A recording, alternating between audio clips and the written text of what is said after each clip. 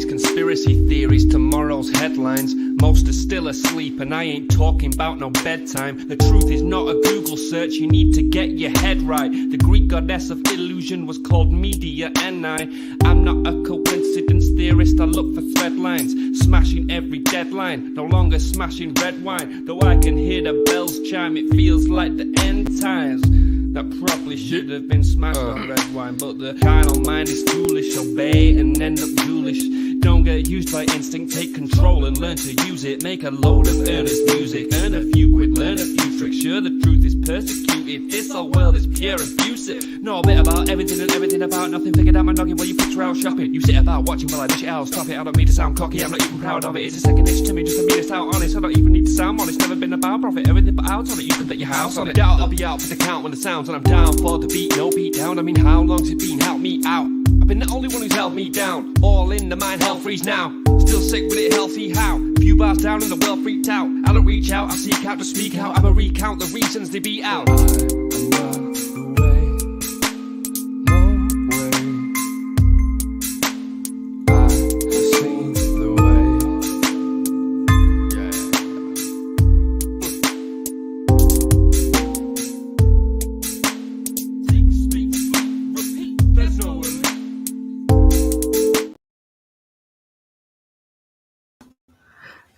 Hello, good afternoon, everybody. It is 4 o'clock over here in the West Coast where I am at. So, good day to you all. Some of you guys are chilling in your evening, relaxing. Hey, you know what's not relaxing? Figuring out how to freaking read all of these Twitter files from Elon. Am I right, man? There's so much documents. I know a lot of people don't want to read them. That's why I'm here, because I can read them. I'm actually down for that. I was just playing with y'all. I'm down. So you guys can go ahead and not scroll through your phone for a couple hours while I go ahead and quick read a lot of these things. Because, man, oh, man, this thing that is going on Twitter is dramatic, major dramatic. And it's literally changing the way that we should look at our world. Like, I mean, literally. Everybody should unite on this. Everybody should be well aware of what is happening on a global level, whether it be through the apps or just shady networks and communications. You know, we shouldn't just be so quick to dismiss people when they're being wrongfully labeled something and kicked off platforms. And, you know, there's a whole bunch of false ideologies, you know, being portrayed by the employees and the decision makers. They're just speaking out of hate and not really any truth. And, you know, a lot of us in the truth community, conspiracy community, have been saying this for a minute. Like, hey, there's, you know, a collusion. There's something very shady going on. And, well, when Elon Musk bought Twitter, I don't think the boys over there at Twitter remembered to clear their search history, and man, you know, a lot of stuff is getting uncovered. That's what these Twitter files are about. Elon Musk bought Twitter, and then he's like releasing all of their dirt. Sheesh, man. You know, a lot of people are up in arms. Like, hooray! You know, we've been needing some proof, some validity. You know, Project Veritas has been doing a great job at uncovering a lot of this over the last few years, but it's going to take more than that to really help establish to the whole world, to our communities, friends, families, what exactly is happening, and put everybody on the same page. Because, you know, not everybody was on the same page. Some people were still in denial, and some people were really adamant in informing the public on these topics.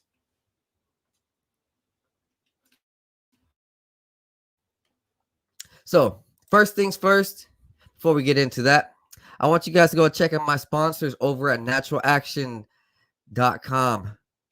They provide water ionizers and water structures for your house on the portable, for your industry. They got mineralization drops. It's fine and dandy for you if you want to go ahead and have a better feel on water, like you'll go ahead and, thank me later, literally. Your water supply around your house or at your job will be sharp. And when you have sharp water, you have a sharp body, sharp mind. Also, go check out boomerboost.com for amazing supplements, vitamins, premium blends. They have barley, they have collagen, different vitamins, lignins, probiotics. Just go check them out. Literally, man, these things have changed my life. I've been taking them for 2 years, and I've been taking supplements in general for about 10. And these specific supplements from this brand are literally just sharper for my body. Like I feel more energy. I feel calmer. I don't get the jitters. Cause I mean, when I used to take supplements back in the day, I was just taking random shit and I'll be getting jittery. My mind would be a little agitated. It seems like whatever they're putting in some of these workout blends over at, GNC or whatever, Walmart, it's just not really safe ingredients. It would be like you would get a boost, but you would also get some pain.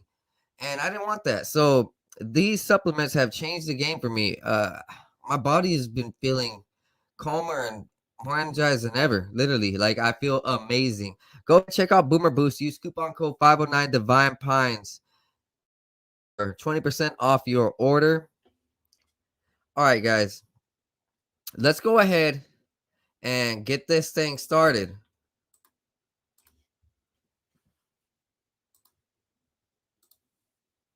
So, Barry, right? This is uncovering secret blacklists. So we're just going to go ahead and run through it because there is a lot to talk about. And in the first video I did, I was taking a bit of time. I don't want to take too much time now.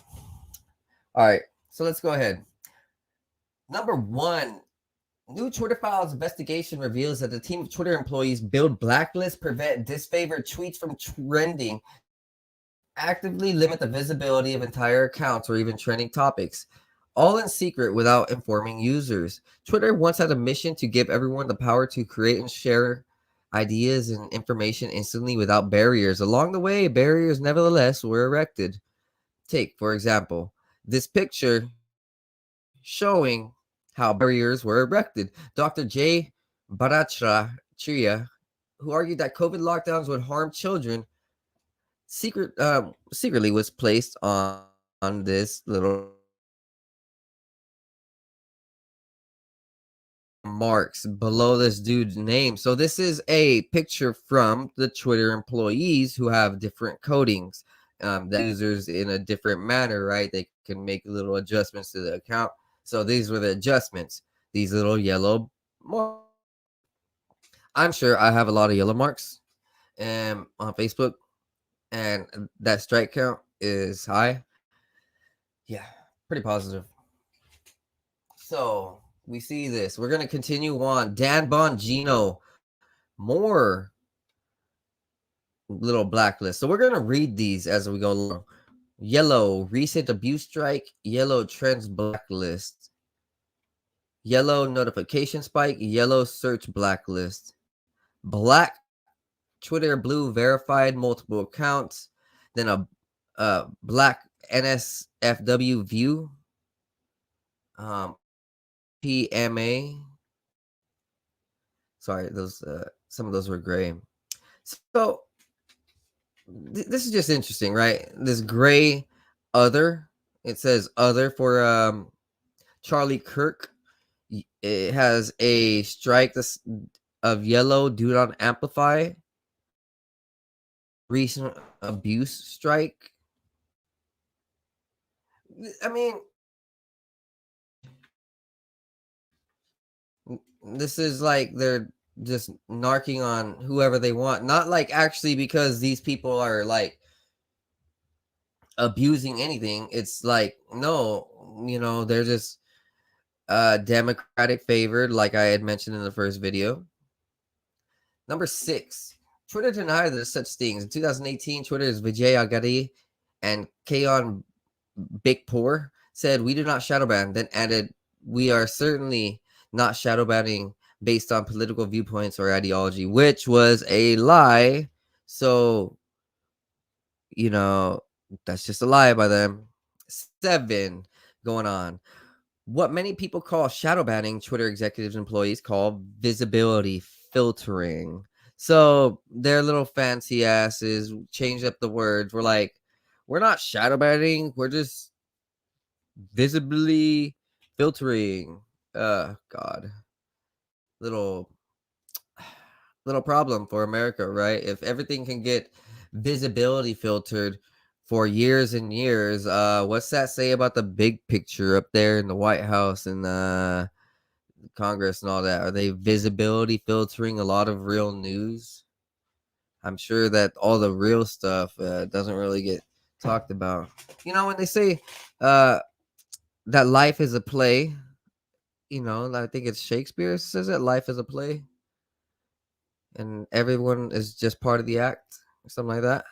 So I mean, you can see it. This was at the highest of levels, and there's it's tampering. People talked about it, but now it just gets proven. So all of these things were happening without users' knowledge. They controlled visibility quite a bit. They controlled the application of content, and normal people do not know how much they do. One Twitter employee said the group that decided whether to limit the reach of certain users was Strategic Response Team, Global Escalation Team, and often handled up to 200 cases a day. Jeez, that's a lot, man. So 200 times a day, they were like just shadow banning people, or not shadow banning people, but more than likely 200 times a day, they were picking out 200 users, probably like a quota, to go ahead and shadow ban. So 200 users times 100 days, that's about 10,000 people. And then times that by 3, that's about 30,000 people. Times another 64. Oh my God. Yeah, well, we get it. There's more than 40,000 people a year being shadow banned by this company. And it went on for multiple years. So you can see over time, here in America, or let's just say around the world, over 5 to 10 years, there's just going to be a huge list of 1 million or 2 million people shadow banned. And that's probably going to cause some problems. They're going to be looking at it like, dude, what the fuck? Why are you guys it's becoming too much? And so, when we hear about the team having arguments in the last video I had mentioned, this is probably why they're just overdoing it. Ridiculous. I mean, look, it shouldn't happen at all. But I mean, 200 people a day, that's ridiculous, man. There existed a level beyond official ticketing, beyond the rank and file moderators following the company's policy on paper. That is site integrity policy escalation support. This secret group included head of legal policy and trust, Vijay Agadi, and the global head of trust and safety, Yoel Roth, who supports pedophilia. We'll go into that later, maybe. You could go ahead and figure it out yourself. That's why they got kicked the fuck out. Anyways, subsequent Parag Aragwal were all on that secret head of legal team. This is where bigger, more politically sensitive decisions got made. Think higher following account, controversial content. So there was a special list for extremely controversial viewpoints.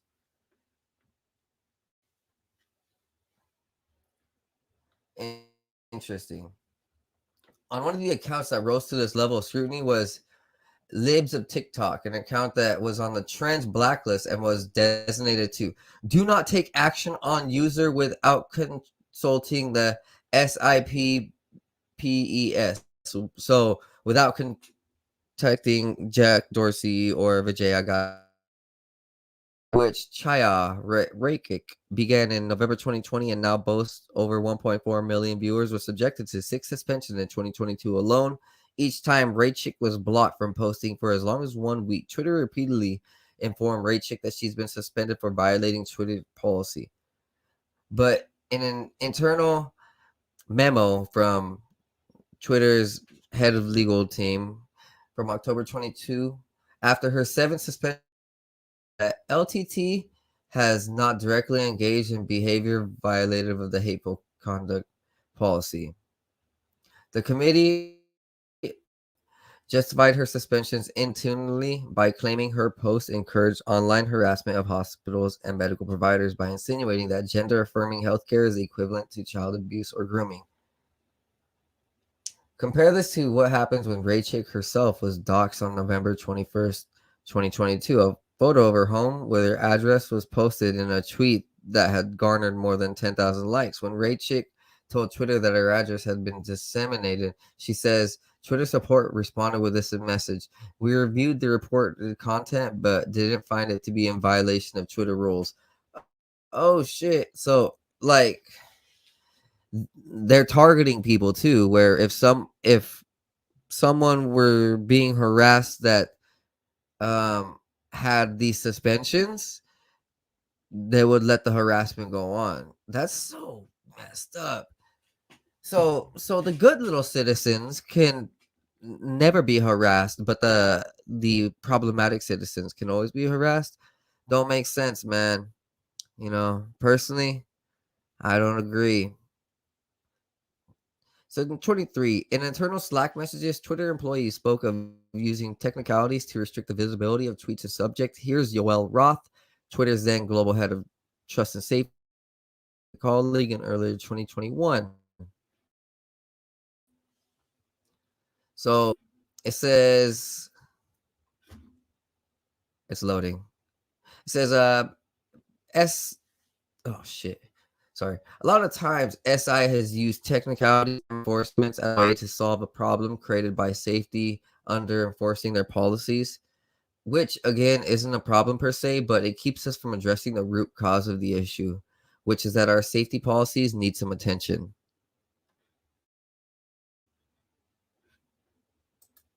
So, snitch.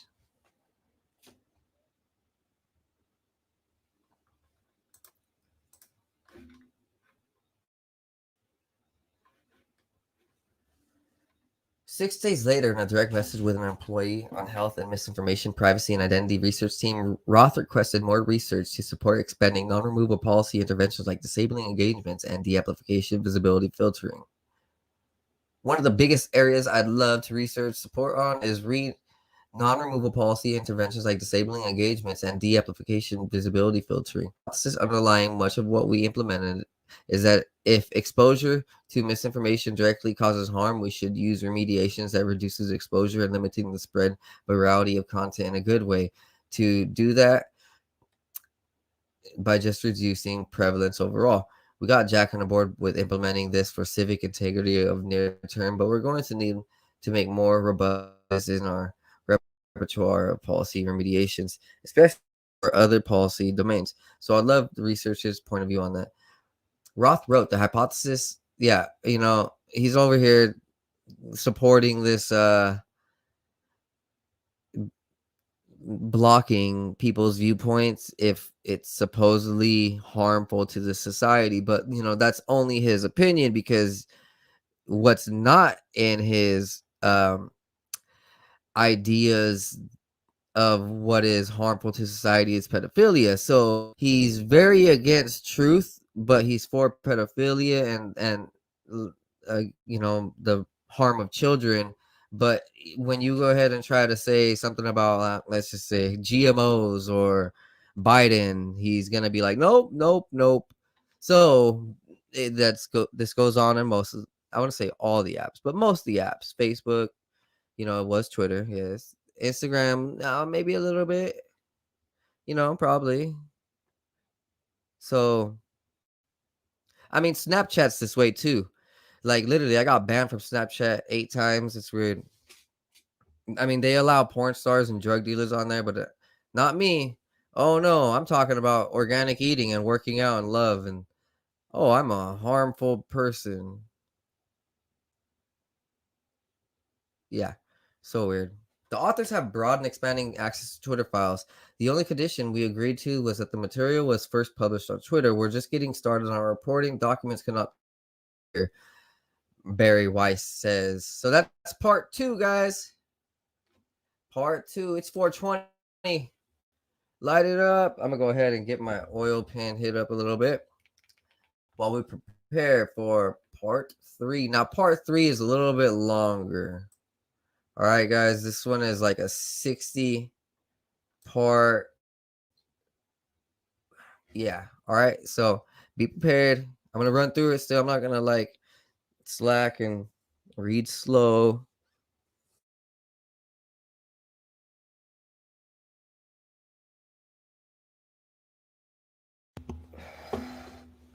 On a second note, my weed came out pretty good this year, man. Everybody, just if y'all wondering.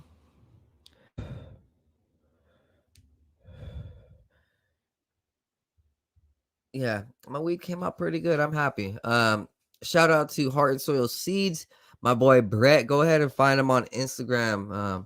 He's not even a sponsor. I'm just shouting him out, man. Like this dude got some premium genetics. Look, a lot of people don't know the genetics factor.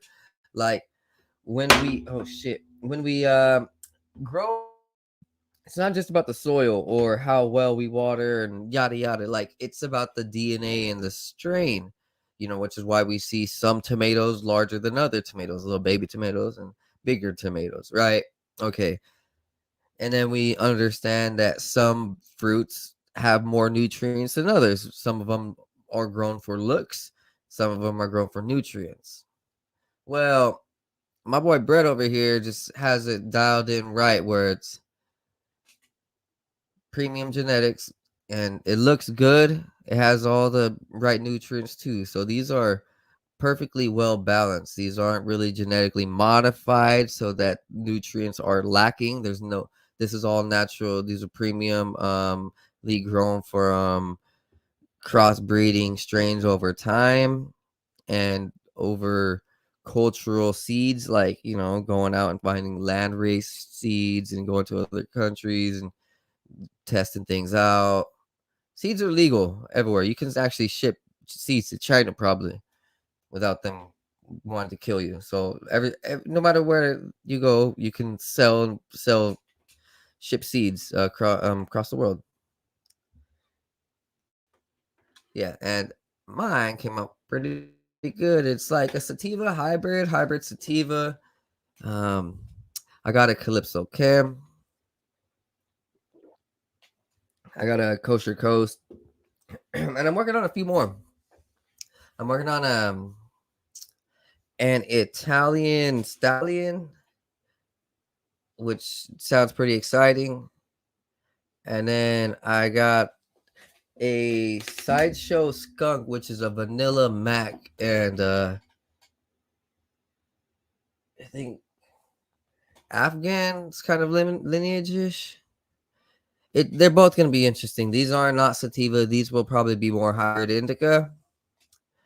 So it's going to be exciting to figure this out. See what's all good. Get my mind, body, and soul right on this cannabis that are going. It's a good day to be out here in Washington State for me. I'm enjoying life. I hope you guys are too.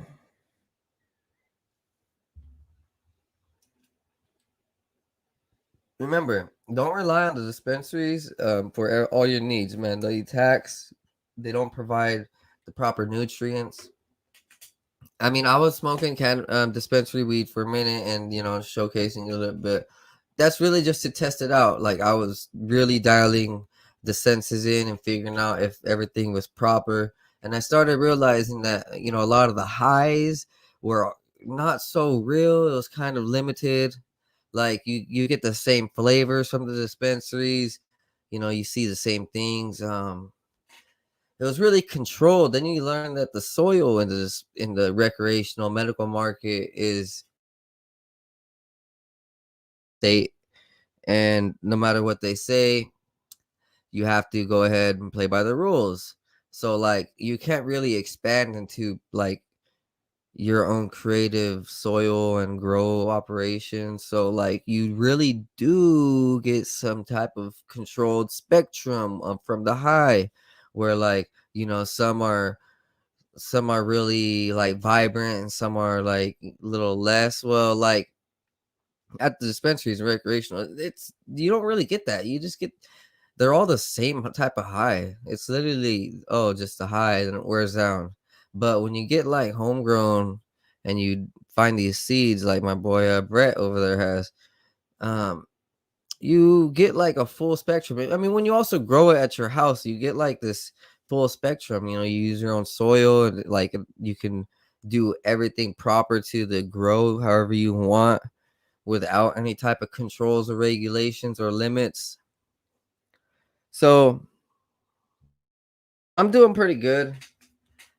Next year is going to be much better. I understand that I'm doing this in a process. Like, it's going to take some time. I'm not here for like a one night or like just to get rich over 1 year. You know, I'm not just going to do this for a season or even 5. Like, this is going to be something I'm going to do for the rest of my life. So even if I don't have the best skills right now, I know in time I'm gonna refine that and, you know, really hone in my craft. It's gonna be awesome. I mean, I did pretty good though, so I'm just like, I'm humble. Hey, guys, go ahead and check out my page, 509divine.pines.com. I got some merch. I will be getting more. Like, this is just my first year. I need to go ahead and keep it hustling, but you guys know how it goes. I'm a little bit busy. I got ideas on the way though. You will see a whole nother level next year. So be on the lookout and go ahead, check out that merch. There's some pretty cool stuff. There's some hats, there's some sweaters, some shirts. Also, you know, I'm thinking about doing, so I think I already, well, actually, I already have it on my page on my website. So for like $5 to $10, so we can get a private subscription, and you know, you guys get like private content with cool videos of even more in-depth stuff that I can't really talk about on YouTube due to the censorship for next year. So if all goes through, then expect that too. And I want you guys to go ahead and sit right back for a second while I go on a quick break.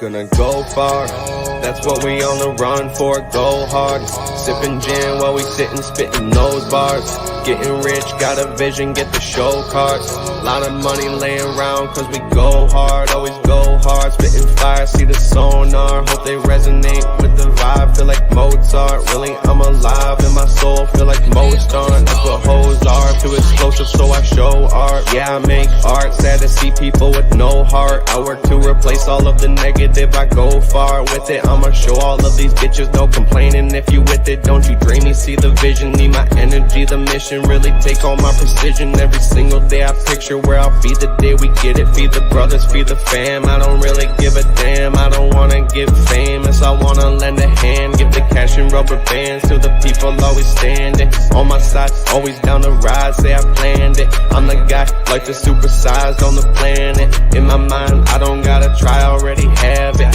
I'll be doing damage, I was born a savage. In my mind, I already died, living lavish. Heaven is a state of mind, be glad if you have it. Living in a simulation, be patient to grab it. Universe will bring it to you if you ain't an average. If you live an average, then Satan's bound to manage your life.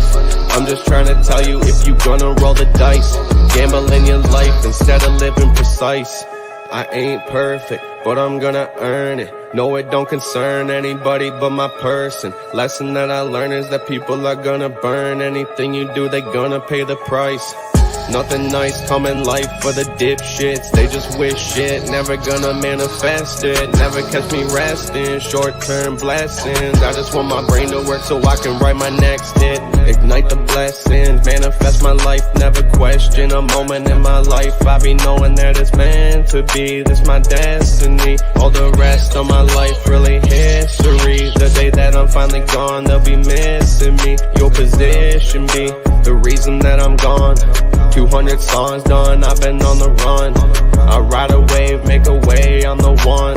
I stay the same, but I'm changing a ton. Rearranging my brain for the gains through the sun. I've been absorbing the light, I could say that I won. At least I'm conscious of what I'm doing, praying a ton. Relay all the information, staying patient with the shit.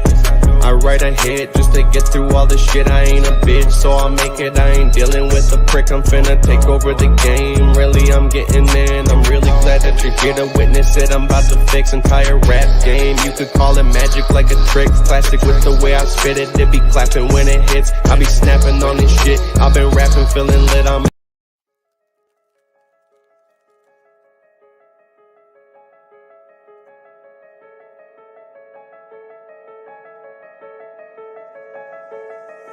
gonna go far, that's what we on the run for, go hard. Sipping gin while we sitting, spitting those bars. Getting rich, got a vision, get the show cards. Lot of money laying around cause we go hard, always go hard. Spitting fire, see the sonar, hope they resonate with the vibe. Feel like Mozart, really I'm alive in my soul, feel like Mozart. That's what hoes are, too explosive so I show art. Yeah, I make art, sad to see people with no heart. I work to replace all of the negative, I go far with it. I'ma show all of these bitches, no complaining if you with it. Don't you dream me, see the vision, need my energy, the mission. Really take all my precision every single day. I picture where I'll be the day we get it. Feed the brothers, feed the fam. I don't really give a damn. I don't wanna get famous. I wanna lend a hand. Give the cash and rubber bands to the people always standing on my side, always down the ride. Say I planned it. I'm the guy, like the supersized on the planet. In my mind, I don't gotta try, I already have it. I'll be doing damage. I was born a savage. In my mind, I already died, living lavish. Heaven is a state of mind, be glad if you have it. Living in a simulation, be patient to grab it. Universe will bring it to you if you ain't an average. If you live an average, then Satan found to manage your life. I'm just trying to tell you if you gonna roll the dice, gamble in your life instead of living precise. I ain't perfect, but I'm gonna earn it. No, it don't concern anybody but my person. Lesson that I learned is that people are gonna burn. Anything you do, they gonna pay the price. Nothing nice come in life for the dip. Yo, guys, how are we doing? I am back. Yes, I just got a pre-roll from my friend. So let's go ahead and spark this up. It is by a company called Uplift, concentrate infused. This is 37.3 THC. Butane method extraction for the oil. Created by Good Earth Cannabis. Live resin infused. So, a sativa live resin infused. Also partnered by Inland Empire Growing. So, cheers. Let's go ahead and light this thing up. You know, wouldn't be a 509 Divine Pines podcast if I wasn't smoking, am I right? All right, guys. I'm getting this nice and lit up just like Elon's doing with Twitter. You know how it goes. We're on the West Coast where we got the flows. We're always on that high. Drove to the Most High, and that is no joke. I'm flowing. Do you want to talk? But I gotta pass with my left hand, and you already got the idea that I am high. All right, I'm gonna hit this now. Pretty good, pretty good. I know I was just bagging on the dispensary, right? But not everything gonna destroy you. What I was saying is that it's just not up to like a homegrown. A homegrown is always the best. All right, guys, let's get into it. So, we're going to go ahead and start reading part 3. Like I said, this is a long one. This dude, Matt Taibbi, goes ahead and has a 60-some note thread. And it's about Donald Trump. From October 2020 to January 6th, the world knows much of the story of what happened between riots on the Capitol on January 6th and the removal of President Donald Trump from Twitter on January 8th.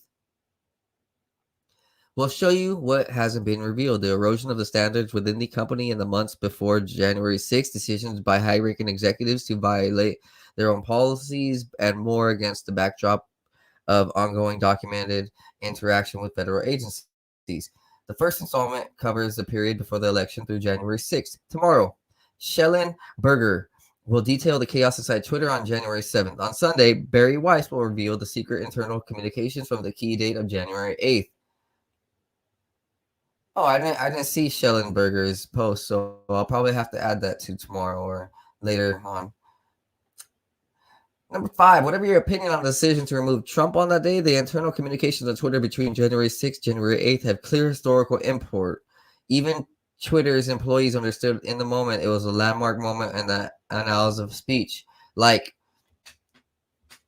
I'll be honest, I didn't really start wanting to get too political until I really understood that the implications of the last few years. Like, we have a chance more now than ever to rewrite history. Literally, the let's just say the keys to the kingdom are being open to the modern society, the lower class, the middle class, and we have a very good chance at overtaking.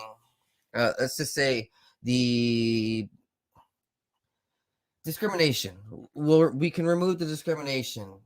We may not win the war, but we can win the battle of America. We may not win the war of Earth, but we can at least win over America. And it starts with this social media, because everybody is always like brainwashed to Facebook and Twitter and Instagram. Look, I mean, not really, but you know what I mean? We're all on Twitter. We're all on Instagram. We're all on Facebook, no matter what. I mean, there's other apps now, but it's taken over the game, taken over the streets, taken over the world.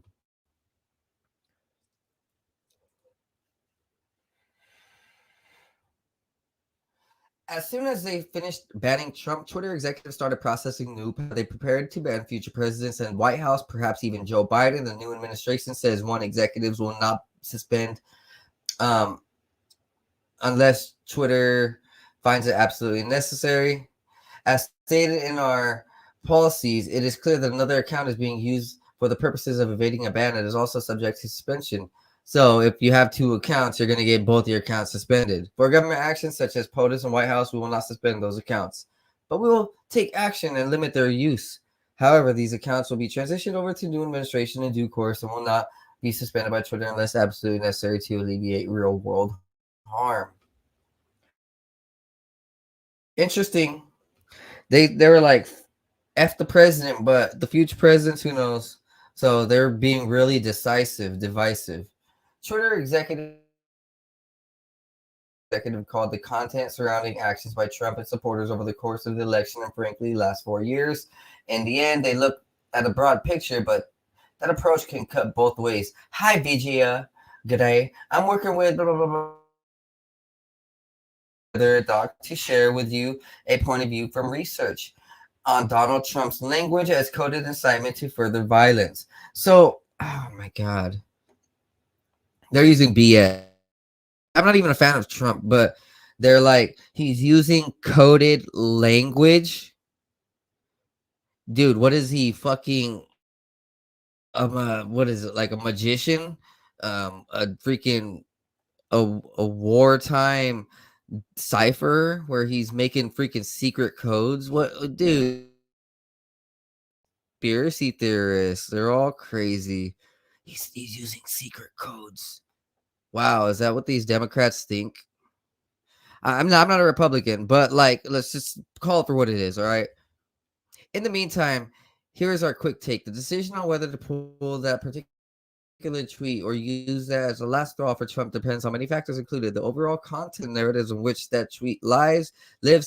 We current tweets and consider them on a tweet by tweet basis, which did not appropriately take into action the context surrounding. You can use the yelling fire into a crowded theater example. Context matters, and the narrative that Trump and his friends have pursued over the course of the election and frankly over the last 4 years must be taken into account when interpreting and analyzing the tweet. The larger question is around our moral imperative and decision as a company which use sentiment should not drive based on, and I believe the tweets does not violate.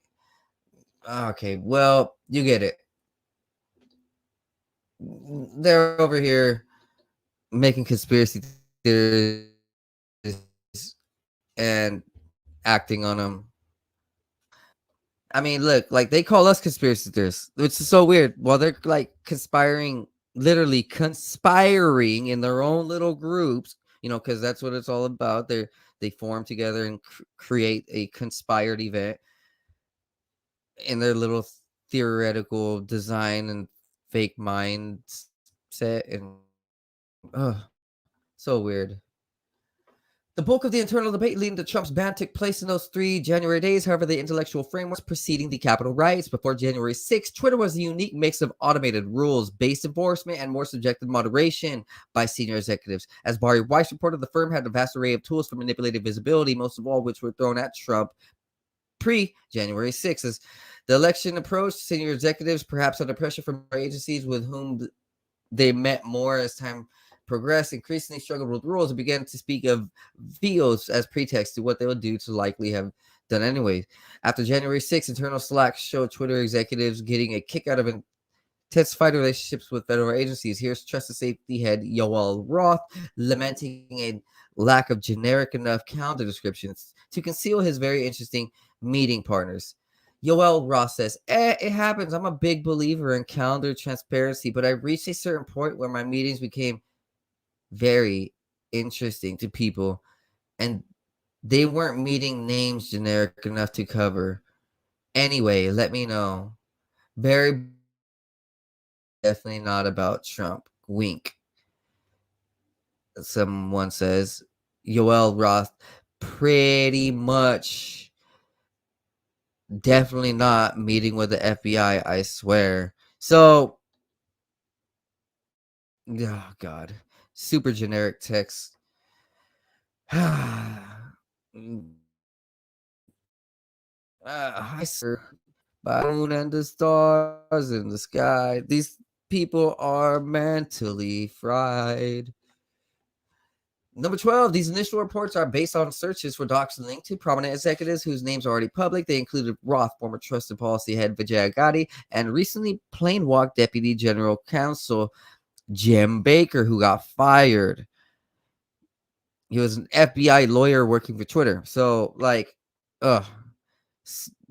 mucky. That's grimy. You know what I mean? That's just shady. Bad business.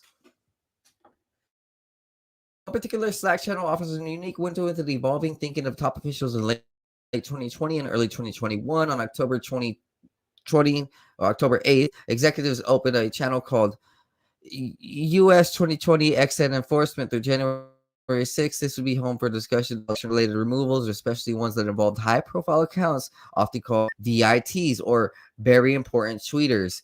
Oh, so I should get a shirt like that. VIT, very important tweeter. That's sick. Hey, my idea. That's mine. All right, guys. You heard it here, right here. So this picture, this screenshot says, hey, everyone, starting tomorrow until November 15th, this channel will be used for following reasons related to the US 2020 elections. Trends identified that require scale investigations, high-profile account escalations that potentially require intervention, scalable solutions required, edge cases for consultation, highlight tech issues. This enforcement channel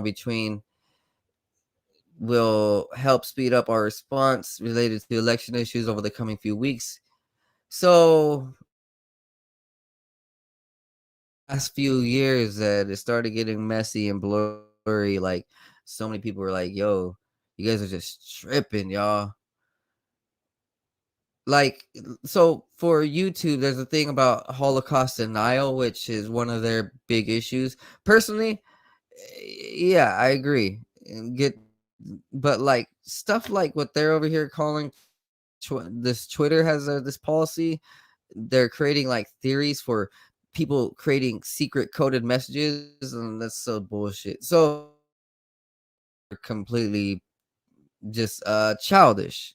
There's no real basis to it, which is why a lot of the people are having problems, because they're like, hey dude, this is just getting overboard. All right, so continuing on. 16, the latter group of high-speed Supreme Court of moderation issuing content rulings on the fly, often in minutes and based on guesses, guts, calls, even Google searches, even in cases involving the president.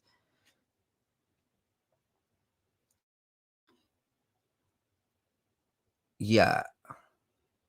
So here's a screenshot of Twitter exec talking about Donald Trump's post. 50,000 Ohio voters. Executive says a rigged election will be enough to be in violation, right? Because claimed rigged election. And Yoel Ross says if the claim of fact were yes, but it looks like that were true. So, some of these things they couldn't call fake news, but as much as they could, they tried to call fake news. Sometimes they get it wrong, sometimes they get it right. But for the most part, a lot of this is just completely wrong. During this time, executives were also clearly liaising with federal enforcement and intelligence agencies about moderation of election-related content. While we're still in the start of reviewing the Twitter files, we're finding more about these interactions every day. So here's a partnership. Okay, here's a about.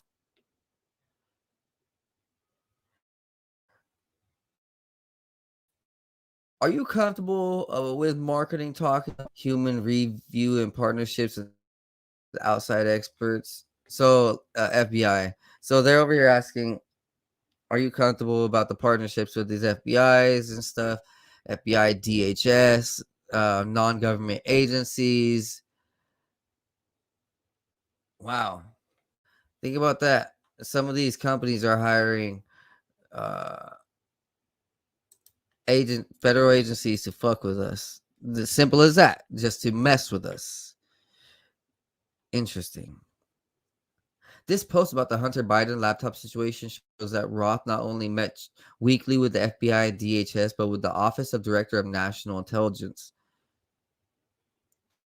Yoel Roth has checked in. Here's what they said. What's new for you since our last check-in? Hack materials exploded. We blocked the New York Post story, but then we unblocked it. Then said we unblocked it, and now we're in a messy situation where our policy is in shambles. Comms is angry. Reporters think we're idiots, and we're refactoring an exceedingly complex policy. 18 days short. Fuck my life. Weekly seek about FBI, DHS, DNI re-election security. The meeting happened about 15 minutes after the aforementioned hack materials implosion. The government declined to share anything useful when asked. So yeah, just like I said, these employees were like literally hating themselves, hating their lives for a minute. Imagine, dude, like if you're having to go home and fake your life with your family about you blocking their friends' posts, and you not, or if you like have to face the media for being a fat liar and deceit employee, like you would start hating it. Personally, that's why I don't get involved with all that crap. I'm independent, and I don't rig anything here. Yeah, I'm high. I don't if I had employees, I wouldn't rig I wouldn't make them do illegal shady shit. Yeah. Yeah. Ross' report to the FBI, DHS, DNI is almost farcical in its self-flagellating tone. We're blocking the New York Post story that unblocked it. In short, fuck. They're hating themselves. Yeah, I read that, but it's very important now, I guess. Some of the Ross later slacks indicating his weekly confabs with federal law enforcement involve separate meetings. Here he goes to FBI and DHS respectively to go for an App Institute thing. Then take a call with Apple. Hey Roth, I have to miss the FBI and DHS meetings today, unfortunately. I saw your for both. Can you give me a quick readout if there's anything interesting that comes up? Sure thing. I hope that everything's okay.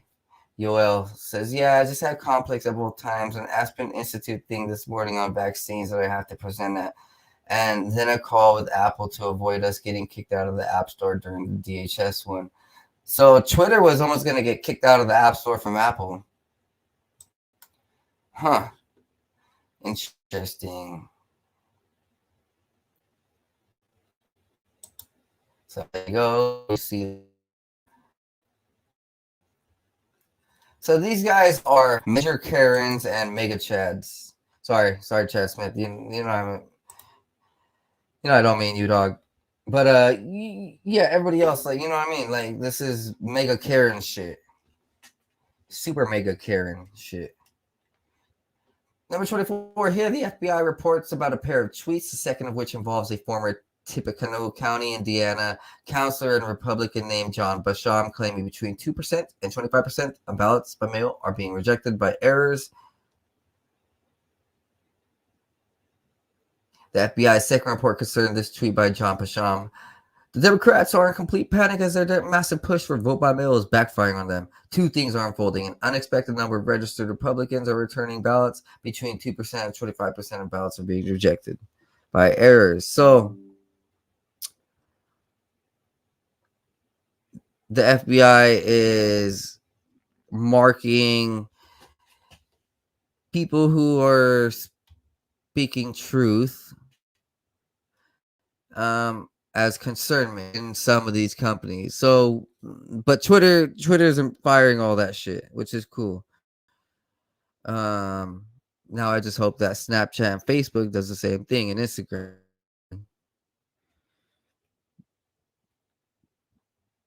Number 25, the FBI flag tweet then got circulated in the enforcement Slack. Twitter cited PolitiFact to say its first story was proven to be false. Then noticed the second had already deemed to be no via on numerous occasions.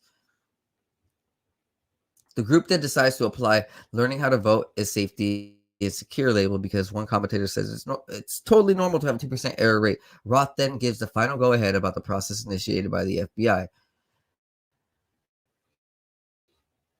27, examining the entire election enforcement Slack, we didn't see one reference to moderation requests from the Trump campaign, the White House, or Republicans generally. We look, however, there were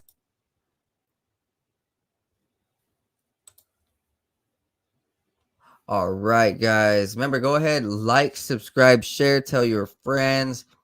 You know, this thing is really important. The mainstream news is kind of brushing on it. They can't really ignore it. Like, this is literally taking on the elites.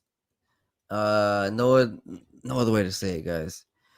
The only reason I'm covering this is because of how much this means to the world, as far as like not like people care in their heart, but no, like over time, because of this is going to change things, just like WikiLeaks did. WikiLeaks didn't like change everybody's heart, but it changed the face of the game. Remember, this is a digital world now that all of this is in, so it's changing the imprints, the digital blueprints, the digital ley lines, the rules, and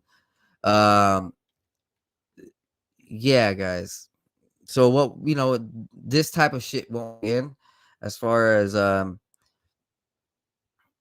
these type of people being allowed in these companies and these companies doing these type of things, because they already know that what's happening right now will probably happen. If they go ahead and fuck around, they can fuck around and find out. This inspires a long Slack that reads like titanium parody. I agree it's a joke, concedes the Twitter employee, but he's also literally admitting in a tweet a crime. The group declares Hux and Edge case, and though one notes we don't make exceptions for jokes or satire, they ultimately decide to leave him be because we poked enough bears. Number 33 could still mislead people. The humor adverse group declares moving before Huckabee. Hi, Misty. My dog just came in. Sorry, I got a little tongue tied.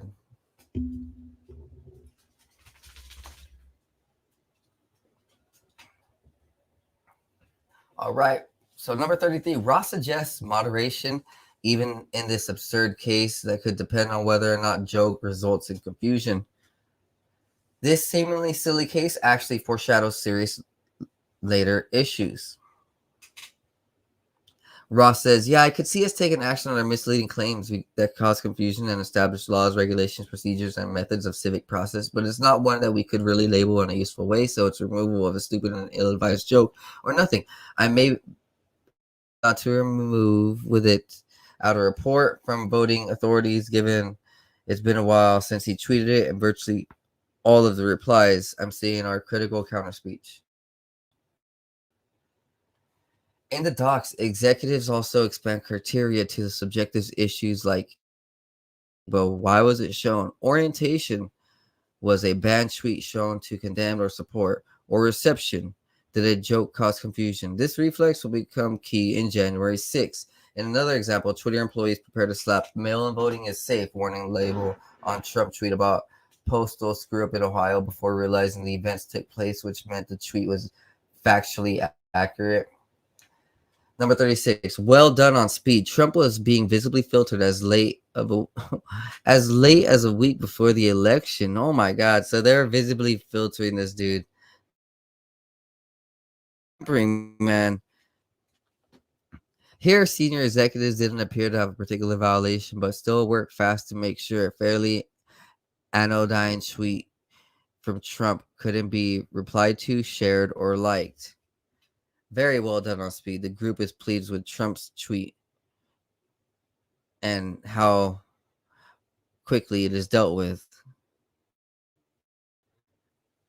A seemingly innocuous follow-up involved a tweet from actor Real James Wood, whose ubiquitous presence and argued over Twitter data sets is already a Twitter files in joke.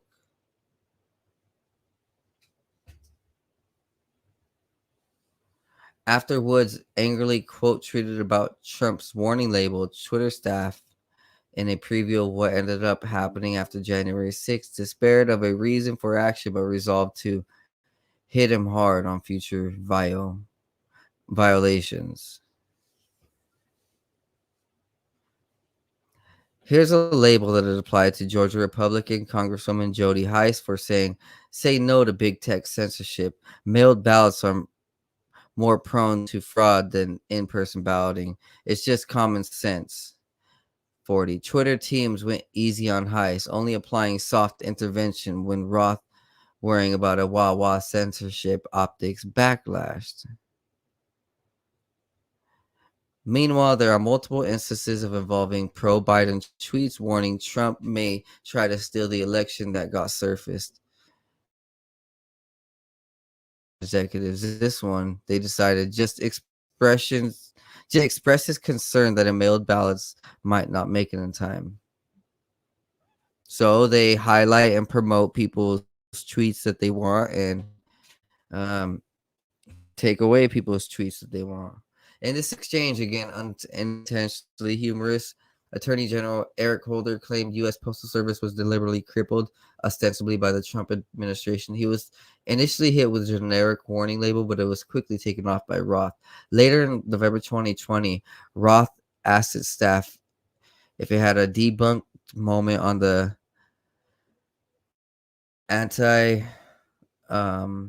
vote counting group, which storied about his Department of Health DHS contacts and told them were a combination about 47 conspiracy theories.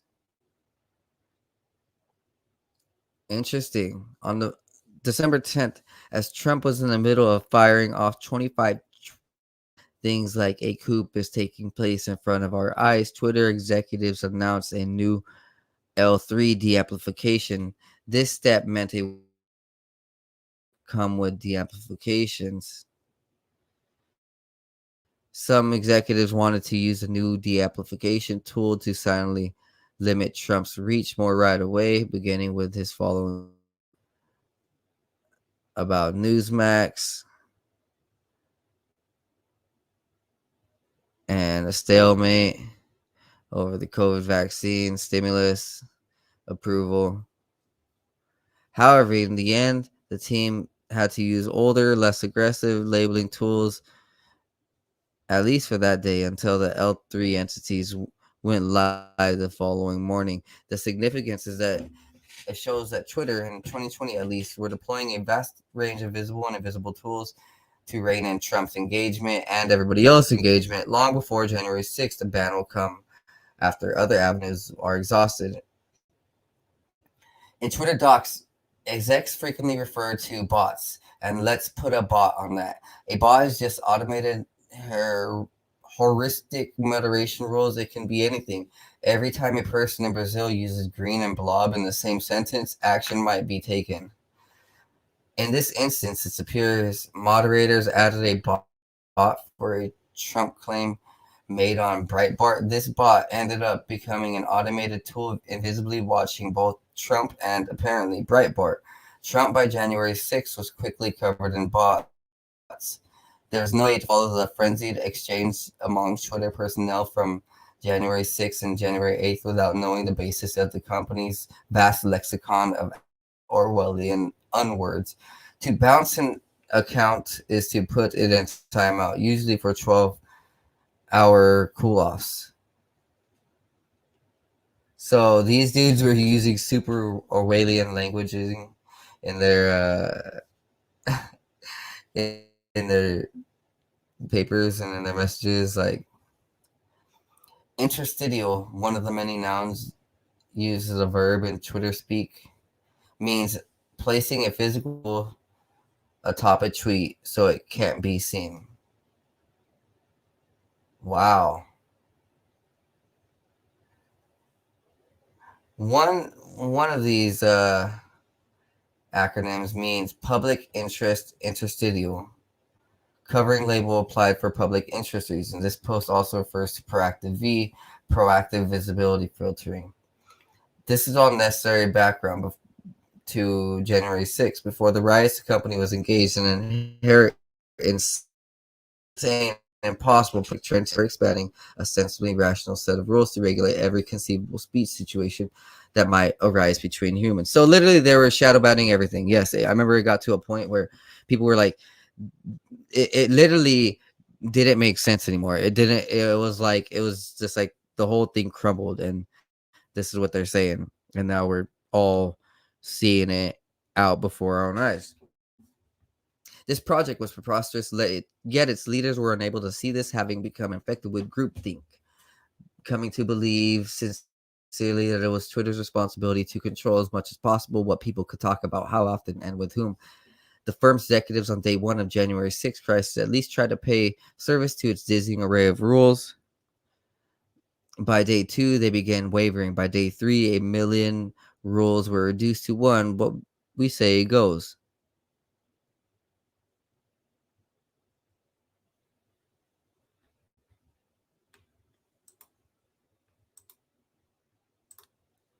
So, guys, what do you guys think? You guys digging the gossip, digging what's going on? Because, yeah, I'm digging it. Like, I mean, I don't love that we're being censored, but I like that Twitter was bought over by Elon Musk. I don't like Elon Musk, but I like that Twitter was bought over, and then all of the secrets were being released. It's like if someone bought the White House, Jeff Bezos bought the White House and then released all the documents. Because look, like some of these elites, like Elon Musk, know that they've gone too far, and they're just trying to help humanity while they go down or while they can. So, that's what we're seeing, guys. Nobody's perfect. Nobody is perfect. But everybody can do something good, whether or not they have lived a bad life. So everybody has opportunity to do good. All right, guys, I'm going to take a quick 30-minute break, and we're going to go ahead and then hit up part 4, part 5, and a extra supplement that Matt Taibbi had mentioned. So I guess there's an extra little article that Matt Taibbi wrote with this he wants everybody to know. But for now, go get your popcorn, go get a joint, chill, and relax.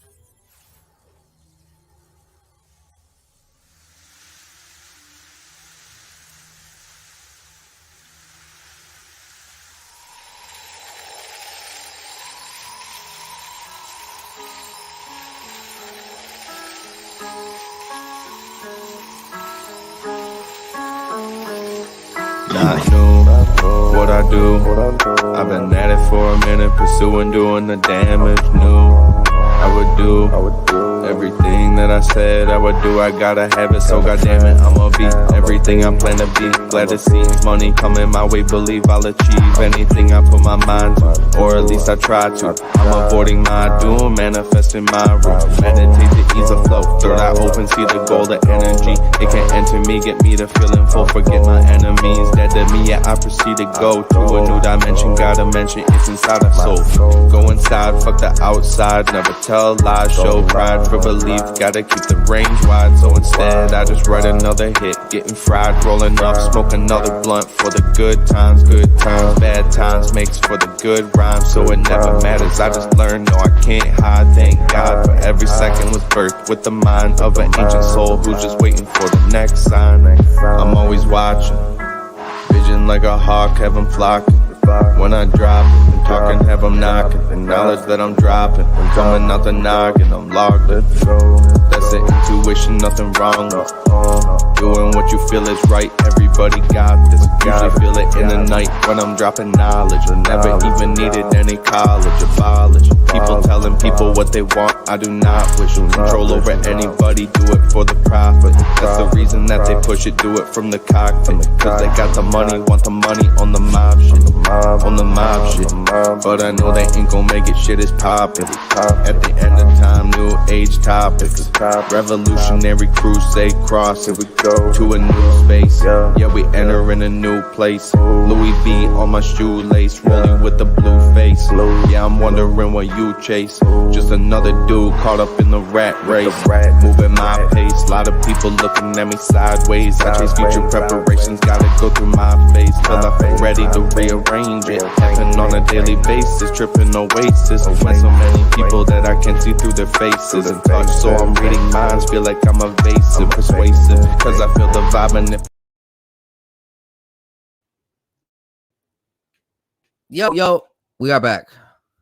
How's it going, guys?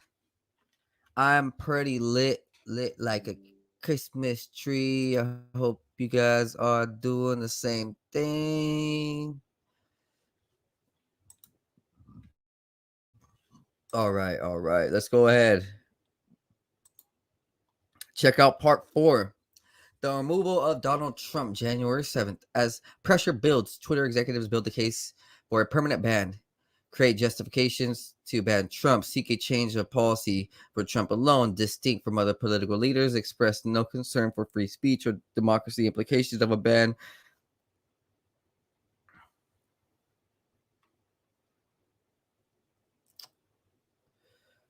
For years, Twitter had resisted calls to ban Trump, blocking a world leader from Twitter and hamper necessary discussion around the world's would hide important info and hamper necessary actions. Blocking a world leader from Twitter or removing their controversial tweets would January 6th. The internal and external pressure on Twitter CEO Jack Dorsey grows. Former First Lady Michelle Obama, tech journalist Kara Swisher, ADL, high tech Chris Sacca, many others publicly call on Twitter to permanently ban Trump, like a bunch of little bitches. I'm not even a fan of Trump, but that's bitch shit. Dorsey was on vacation for French Polynesian in 2021. He phoned into meetings, but also delegated much of the handling of the situation to senior executives. Voice Vijay Agado, I think. I don't know. Maybe. Oh, well, yeah, she's part of it too. Right. It's continuing on. As context, it's important to understand that Twitter staff and senior executives were overwhelmingly progressive in 2018, 2020, and 2022. 96%, 98%, 99% of Twitter's staff's political donations went to Democrats. The system wasn't balanced. It was based on context because Twitter was and is overwhelmingly staffed by people on one political orientation. There were more channels, more ways to complain, open to the left than the right. In 2017, Roth tweeted that the actual not he tweeted that there were actual Nazis in the White House in April 2022. Roth told a colleague that his goal was to drive change in the world, which is why he decided to become an academic. On January 7th, Jack Dorsey emails employees saying Twitter needs to remain consistent, including the rights of users to return to Twitter after a temporary suspension. After Roth reassures as an employee that people who care about this aren't happy with where we are. Around 11:30, Roth DMs his colleagues with news that he's excited to share. Guess what? Jack just approved repeat offenders for civil integrity. The new approach would create a system where 5 violations would result in permanent suspension. Interesting. I hope Elon took that off. Really. Progress, exclaims a member of Roth's trust and safety team. The exchange between Roth and his colleagues makes clear that they had been pushing Jack for greater restrictions on the speech Twitter and controlling it around elections. The colleague wants to know if the decisions mean Trump can finally be banned. The person asks, does the incitement to violence aspect change the calculus? Ross says it doesn't. Trump continues to just have one strike. Ross colleagues' query about incitement to violence heavily foreshadows what will happen the following day. On January 8th, Twitter announces a permanent ban to Trump due to a risk in further incitement of violence. So remember, his words are coded and he's inciting violence. Doesn't make sense.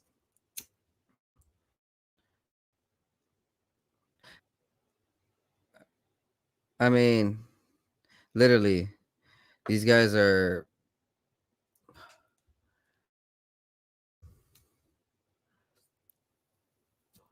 On January 8th, Twitter says his ban is based on specifically how Trump's tweets are being received and interpreted. But in 2019, Twitter said it did not attempt to determine all potential interpretations of the content or its intent. The only serious concern we found expressing within Twitter over the implications for free speech and democracy of banning Trump came from Juna person in the organization that was tucked away in a lower level Slack channel known as Site Integrity Auto. This might be an unpopular opinion, but one-off ad hoc decisions like this don't appear rooted in policy, are, in my opinion, a slippery slope. This appears to be a fiat by an online platform CEO with global presence that can gatekeep speech for the entire world. Twitter employees use the term one-off frequently in their Slack discussions. It's frequently used reveals significant employee discretions over when and whether to apply warning labels on tweets and strikes on users. Recall from Barry Weiss, according to Twitter staff, we control visibility quite a bit. Twitter employees recognize the difference between their own politics and Twitter's terms of service, but also engage in complex interpretations of content in order to stamp out prohibited tweets as a series of exchanges over the Stop the Steal hashtag. So they're trying to keep a job, but they're also like really having a problem with their own, moral integrity. They're like, this isn't right. Yeah, of course. Indeed, notes from Roth's colleagues. A quick search of Stop the... But they quickly came up with a solution. De-amplify accounts would Stop the Steal in the name profile, those that are not affiliated with counterspeech. So they're making a serious web, like so many rules, which by the end of it, there was just a million different actions and people's names and all this. Like, they spun their little spidey web into too many directions without no actual freaking foundation or pattern. And everything just got messy. They were starting to ban each other at some point, I bet. But it turns out blacklisting Kraken is less straightforward than they thought. That's because Kraken, in addition to being a QAnon conspiracy theory based on mythological Norwegian sea monster, is also the name of a cryptocurrency exchange and was thus allow listed. So some of these words were hard to shadow ban. So for everybody, use words about things that have multiple meanings. If you know that it's going to be controversial, say it in a very hidden word. I'm over here talking about hidden words. Oh my god. You know what I mean though. But all right, you guys, let's continue on. Employees struggle with whether to punish users who share screenshots of Trump's deleted January 6 tweets, but we should bounce these tweets with a given strike, given the screenshot violates the policy. They're criticizing Trump, so I'm a bit hesitant with applying strike to this user. So, yeah, like I said, you can, if you play by their rules, they like you. But remember, these rule changes. All these dudes got kicked out, so now there's new rules, and now there's new rule makers. What if a user dislikes Trump and objects to Twitter censorship? The tweet still gets deleted, but since the intention is not to deny the election result, no punishing strike is applied. If there are instances where the intent is unclear, please feel free to raise. Around noon, a confused senior executive in advertising sales sends a DM to Roth sales executives. Jack says we will permanently suspend Trump after a 12-hour account lock. What policies is Jack talking about? Roth says any policy violation. What happens next is essential to understanding how Twitter justified banning Trump. The sales executive says, are we dropping the public interest policy now? Roth 6 hours later. In this specific case, we're changing our public interest approach for his account. The ad executive is referring to Twitter's policy of public interest exceptions, which allows the content of elected officials even if it violates Twitter's rules, if it directly contributes to understanding or discussion of a matter of public concern. Roth pushes for a permanent suspension of Matt Gaetz, even though it doesn't quite fit anywhere.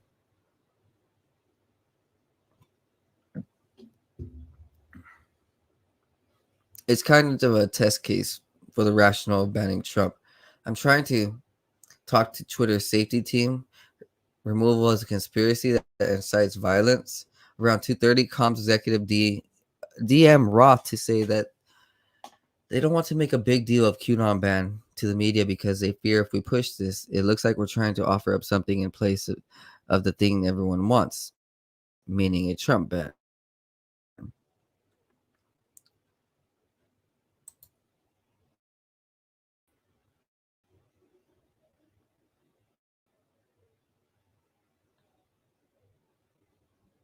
Yeah, I hope the CNN and Fox sure go ahead and try to spin this any way they can because they're gonna be called out too. All of that, I know. If I've actually seen it recently, a lot of these big companies are firing all their employees. I'm sure houses are being cleaned. Yeah, for sure. That evening, a Twitter engineer DMs Roth to say, I feel a lot of debates around exceptions stem from the fact that Trump's account is not technically different from anybody else's, yet treated differently due to his personal status without corresponding Twitter's rules. Roth's response hints at how Twitter would justify deviating from its longstanding policy to put a different spin on. Policy is system of how Twitter works. We ran into the world changing faster than we were able to either adapt the product or the policy. The evening of January 7th, the same junior employee who expressed an unpopular opinion ad hoc decisions that don't appear rooted in policy, speaks up one last time before the end of the day. Earlier that day, the employee wrote, "My concern is specifically surrounding the unarticulated logic of the decision of FB. That space fills with the idea that all internet moguls sit around like kings casually deciding what people can and cannot see." So he called these Twitter employees, they think of themselves like kings and queens, being able to control people's lives. Actually, yeah, like they're controlling people's pockets and money, because like if let's just say someone is getting shadow banned, they're not going to have that 10,000 followers looking at their tweets. They're gonna have 0 followers looking at the tweets, but that person who's getting promoted is gonna have 1,000,000 people looking at their tweets, and that's like could be turned into business revenue. It's good marketing if you have that much people looking at your stuff. So they're really messing with people's money. And I think that's also one of the reasons, like they're like people's lives are at stake. I mean, I know Mr. Alex Jones has got sued for $3 trillion. I mean, like that's just crazy. People's monies are at stake. Like, you know, but not anymore. Things are changing, guys. Things are looking up.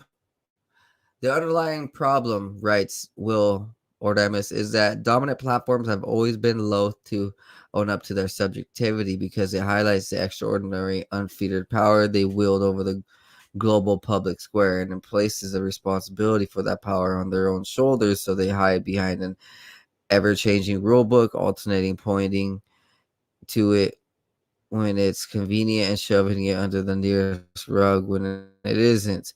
Facebook's suspension of Trump now puts Twitter in an awkward position. If Trump does indeed return to Twitter, the pressure on Twitter will ramp up to find a pretext on which to ban him as well. So everybody in Twitter is all in arms. They're freaking taking sides. They don't agree with all the decisions. They're mad. They're flustered. Things start crumbling. They start really like other groups, other heads of agencies in their little company. You know, the head of legal and safe, head of safety and legal issues, whatever that Jack was on, and Vijay got that pissed off all the employees. The employees were having to work. They're like, shit, well, we got to keep our job. You know, we're getting paid here. I think they had food there. They had lunch, paid for lunch and breakfast and shit. I don't know, probably something like that, right?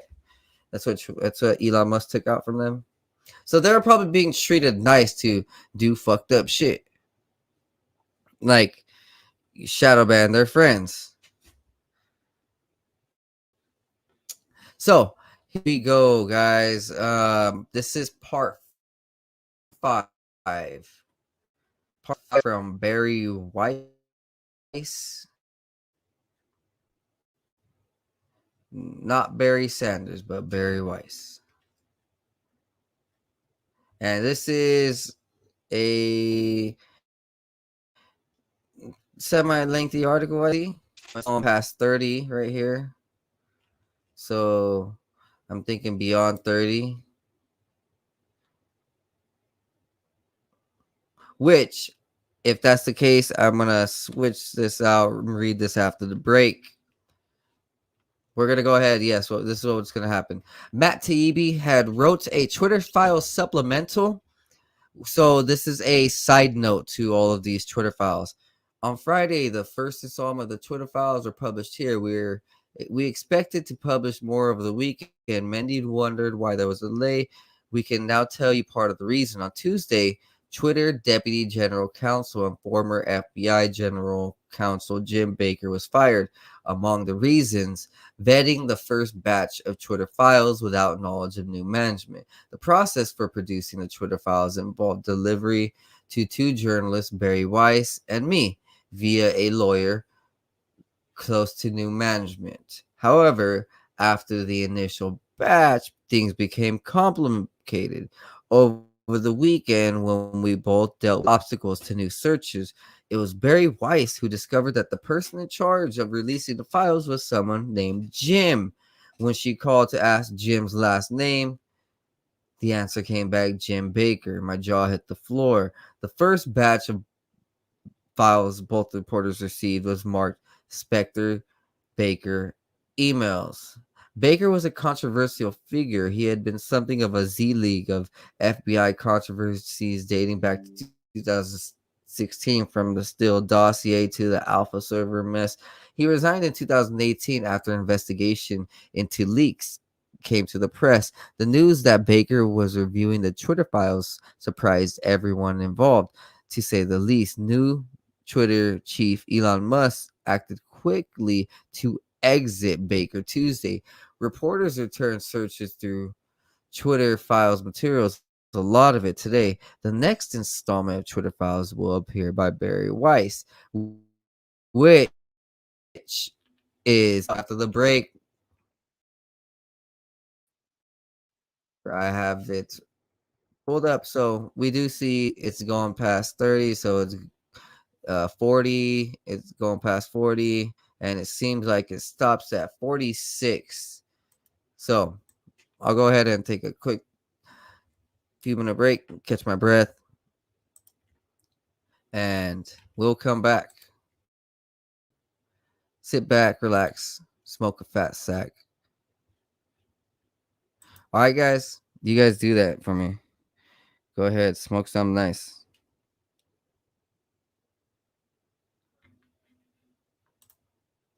All right, guys. All right, I'm gonna go ahead and run a little song again. I will get new music. All right, boys. All right, girls. All right. You know what we do. We keep it high. We're gonna make next year super vibey. We're gonna be flying.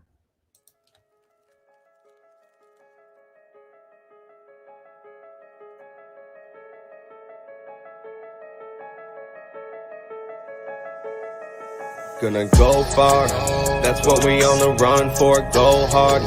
Sipping gin while we sitting, spitting those bars. Getting rich, got a vision, get the show cards.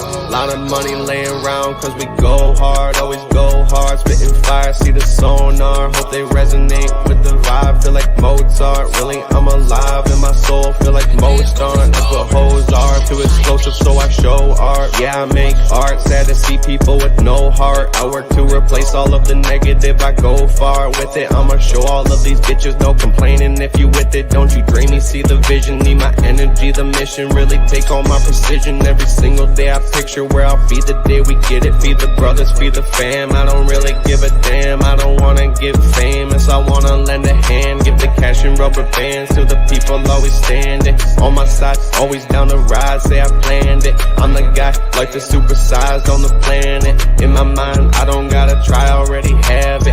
I'll be doing damage, I was born a savage. In my mind, I already died, living lavish. Heaven is a state of mind, be glad if you have it. Living in a simulation, be patient to grab it. Universe will bring it to you if you ain't an average. If you live an average, then Satan's bound to manage your life. I'm just trying to tell you, if you gonna roll the dice, gamble in your life instead of living precise. I ain't perfect, but I'm gonna earn it. No, it don't concern anybody but my person. Lesson that I learned is that people are gonna burn. Anything you do, they gonna pay the price. Nothing nice come in life for the dipshits. They just wish shit, never gonna manifest it. Never catch me resting, short-term blessings. I just want my brain to work so I can write my next hit. Ignite the blessings, manifest my life, never question a moment in my life. I be knowing that it's meant to be, this my destiny. All the rest of my life really history. The day that I'm finally gone, they'll be missing me. Your position be the reason that I'm gone. 200 songs done, I've been on the run. I ride a wave, make a way, I'm the one. I stay stay the same, but I'm changing a ton, rearranging my brain for the gains through the sun. I've been absorbing the light, I could say that I won. At least I'm conscious of what I'm doing, praying a ton. Relay all the information, staying patient with the shit. I write a hit just to get through all the shit. I ain't a bitch, so I'll make it. I ain't dealing with the prick, I'm finna take over the game. Really, I'm getting in, I'm really glad that you're here to witness it. I'm about to fix entire rap game. You could call it magic, like a trick. Classic with the way I spit it. It be clapping when it hits. I be snapping on this shit. I've been rapping, feeling lit. I'm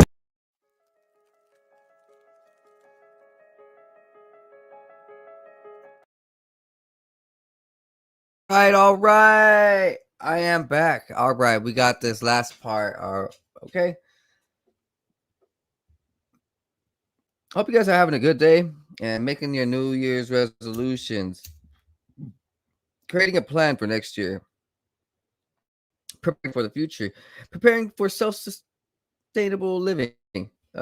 Literally take control of your life. You have the willpower, strength, and creativity in your own brain and soul to go ahead and figure life out and really control your surroundings, your life, grow your own food, create your own clothes, be able to thrive in this world the way that we're really meant to. All right, guys, let's go ahead and run this part 5. The removal of Trump from Twitter. This was 7 hours ago, so this is fresh. On the morning of January 8th, President Donald Trump, with one remaining strike before being at risk of permanent suspension from Twitter, tweets twice.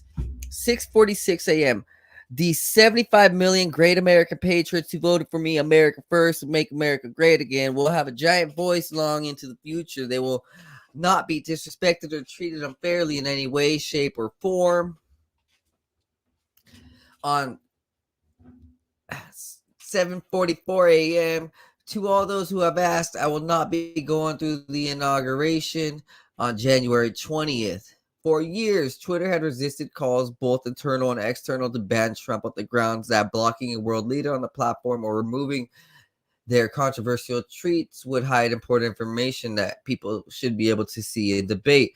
Our mission is to provide a forum that enables people to be informed and to engage their leaders directly, the company wrote in 2019. Twitter aims to protect the public's right to hear from their leaders and to hold them to account. But after January 6th, documents show pressure grew both inside and outside of Twitter to ban Trump. There were dissenters inside Twitter. Maybe because I am from China, said one employee on January 7th. I deeply understand how censorship can destroy the public conversation.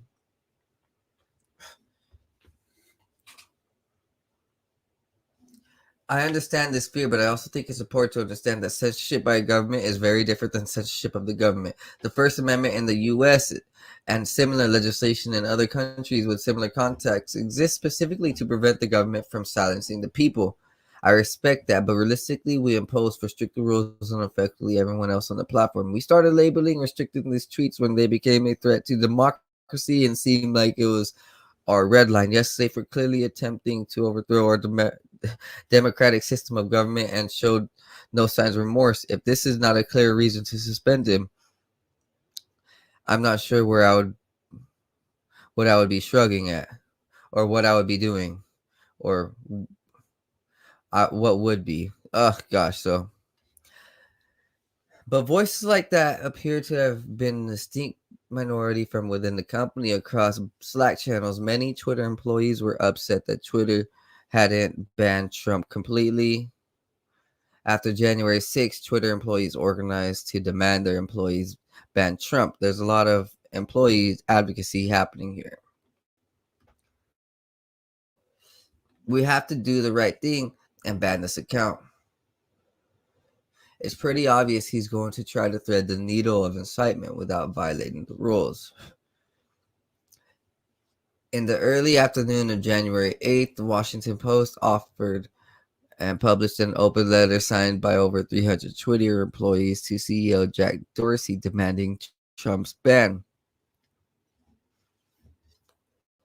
We must now examine Trump's complicity in what President-elect Biden had rightfully termed insurrection. But the Twitter staff reassigned to evaluate tweets quickly concluded that Trump had not violated Twitter's policies. I think we have a hard time saying that this is incitement.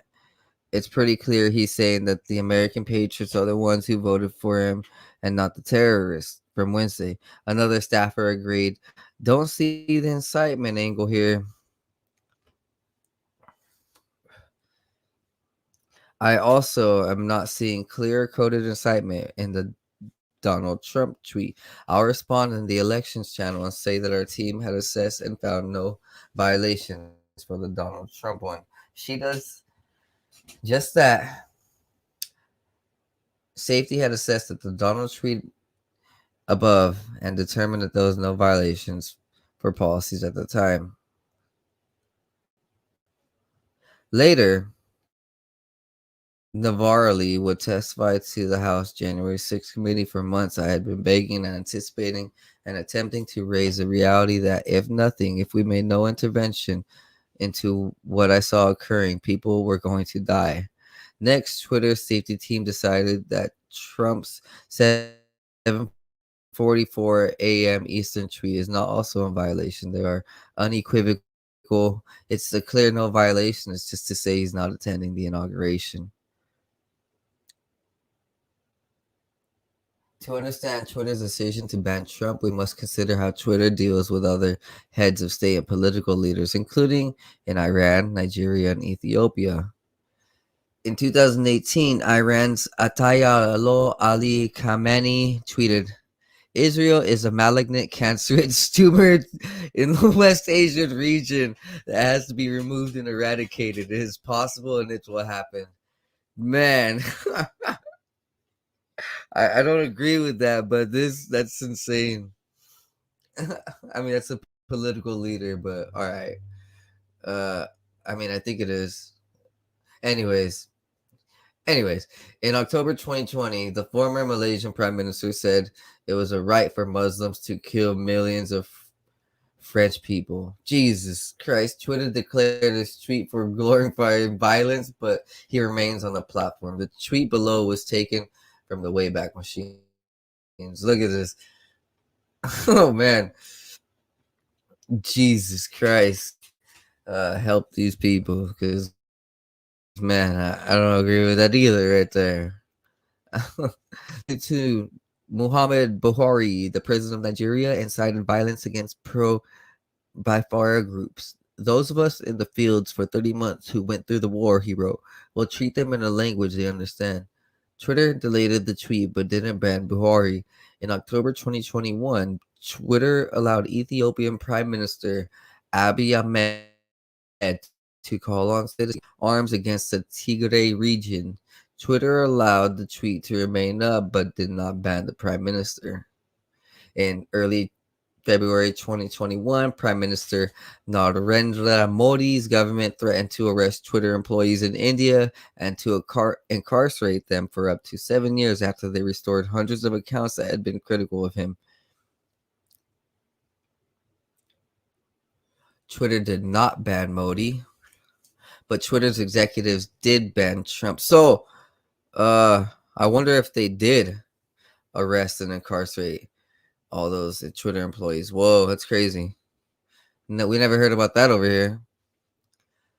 Twitter executives did ban Trump, even though staffers said that Trump had not incited violence, not even in a coded way. Less than 90 minutes after Twitter employees had determined that Trump's tweets were not in violations of Twitter policy, Vijay Agade, Twitter's head of legal policy and trust, asked whether it could, in fact, be coded incitement for the violence. A few minutes later, Twitter employees on the scaled enforcement team suggest that Trump's tweets may have violated Twitter's glorification of violence policy. If you interpreted the phrase American patriots to refer to the rioters. What? Jeez. Things escalate from there. Members of that team came to view him as a leader of a terrorist group responsible for violence deaths comparable to Christchurch shooters of or Hitler, and on that basis, on the totality of his tweets, he should be the platform. 2 hours later, Twitter executives host a 30-minute all-staff meeting. Jack Dorsey and Vijay Agade answer staff questions as to why Trump wasn't banned yet, but they make some employees angrier. Multiple Twitter employees have quoted the banality of evil, suggesting that people implementing our policies are like Nazis following orders, relays Yoel Roth to a colleague. So let's read this.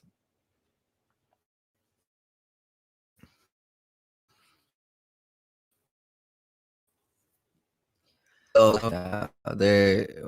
were hating it, and they were some people were completely against it and very very outgoing and outspoken. Plenty of employees are not responding well to the 30-minute brief. I feel like they want to feel heard and are having someone with the right purview to reason with it. And I'm sure Jack and Vijay are totally saturated. I wonder if we can mobilize people who are on the peripheral of decision making, but not all consumed, to engage with internal discussions. Yeah, I've been keeping an eye on it, says Yoel Roth. Candidly, not a lot of people who are close to the decisions would feel safe engaging. Their multiple tweets have quoted the banality of evil, suggests that people implementing our policies are like Nazis following orders, which, as someone responsible for our policies who had direct family members in Auschwitz, is not exactly an environment I want to wade into. People are angry and want to express themselves, but the way the conversation happens can close off meaningful engagement. So they realize they're really in a shit show. You know, Dorsey requested simpler language to explain Trump's suspension. Roth wrote, "God help us. This makes me think he wants to share it publicly." So it says, if we get close to suspension and analysis of 8chan or Parler is part of any decision, any links to that content would be helpful for us with trusted. If possible, I'd like those services to pay a price here. Yoel Ross says, yep. Noted. Dell is rewriting the doc per request from Jack to make it, quote, simpler. Which God help us makes me think he wants to share it publicly. 1 hour later, Twitter announces Trump's permanent suspension due to the risk of further incitement of violence. Many of Twitter were ecstatic and congratulatory. Big props to whoever entrusted safety and sitting there whack-a-mole in these Trump accounts. By the next day, employees expressed eagerness to tackle medical and misinformation as soon as possible. Ooh, so this is where it's leading to. I can see. So this was just released today, and if they're mentioning medical and misinformation, then yeah, because I did see a tweet from Elon Musk saying the woke mind virus needs to be defeated or nothing else mattered. So if anybody knows what that kind of really means, it's like people think and actually have proven under laboratories and a lot of evidence in science, theoretical papers, people even channeling and meditating, getting the same information. How there's like this virus taking over people's bodies, because we see it all the time in nature. You can have a virus or a parasite take over a creature or manipulate its thinking.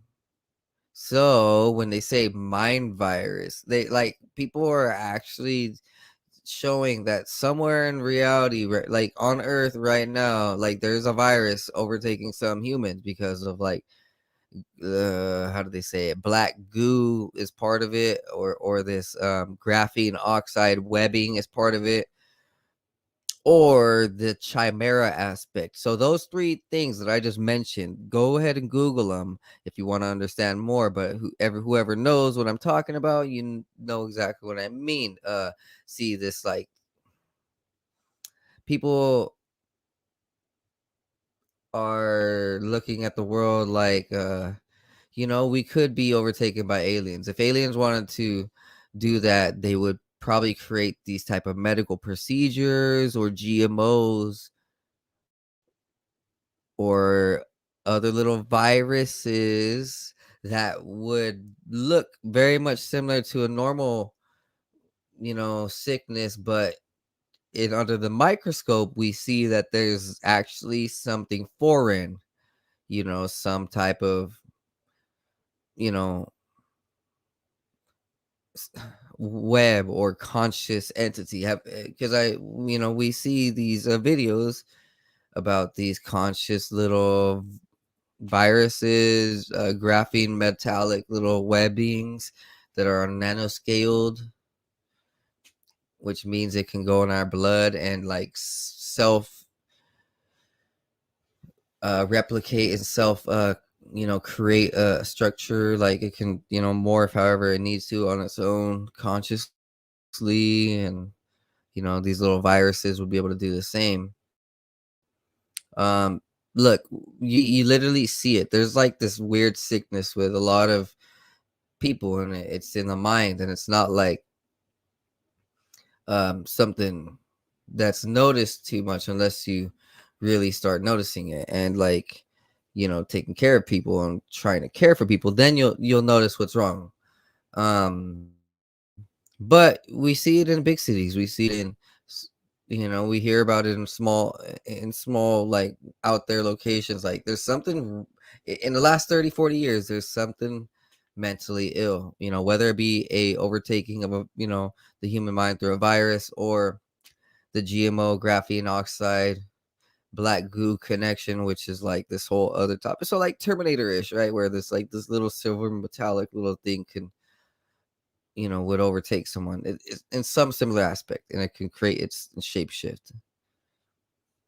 I mean, I know I'm going on a tangent, but look, like, Elon Musk today, he's talking about it, this woke mind virus, and these dudes are talking about the medical, misinformation, and I already understand. Elon knows exactly what a lot of conspiracy theorists actually talk about. Like if you read his tweets, that dude's a conspiracy theorist. Like he's over here talking about everything. Like he has like very occultic clothing. So he's very much on the SO of, and and he understands, like, not a great an amazing, like amazingly good dude where he hasn't sinned, because he's sinned a lot. He's created a whole bunch of messed up stuff, but he is also willing to express what's true about reality in the unfiltered terms. So like, some of the things he says is very outlandish, but it's actually true. And it's not, a lot of the stuff he says, it's not by the proper terms, but it's still true. I mean, not by the common terms. He'll use like he'll use very interesting words to describe something sometimes. So continuing on, for the longest time, Twitter's stance was that we aren't the arbiter of truth, wrote another employee, which I expected, but never gave me a warm, fuzzy feeling. So now they're talking about medical misinformation. As an example, vitamin C, vitamin D, elderberry, and xylitol with GSE daily to reduce COVID-19 risk. Good information, creative marketing, or misinformation? I'm not sure, and I suspect there are views on both sides, but Twitter's Parag Agrawal, who would later succeed Dorsey's CEO, told head security of Mudge Zatko, I think a few of us should brainstorm the ripple effects. Centralized content moderation, in my opinion, has reached a breaking point now. See that? Yep, exactly what I was saying. That's reaching a breaking point internally. I can read it. I can kind of just see, like, from a psychologist aspect, because I did take psychology, so I do like a little bit. So I do understand what people are thinking. Outside of the United States, Twitter's decision to ban Trump raised arms, including the French President Emmanuel Macron, German Prime Minister Angela Merkel, and Mexico's President Andres Manuel Lopez Obrador. Macron told an audience he didn't want to live in a democracy where the key decisions were made by private players. I wanted it to be decided by a law voted by representatives or by regulation, governance, democratically discussed and approved by democratic leaders. Merkel's spokesperson called Twitter's decision to ban Trump from its platforms problematic and added that the freedom of opinion is an elementary significance.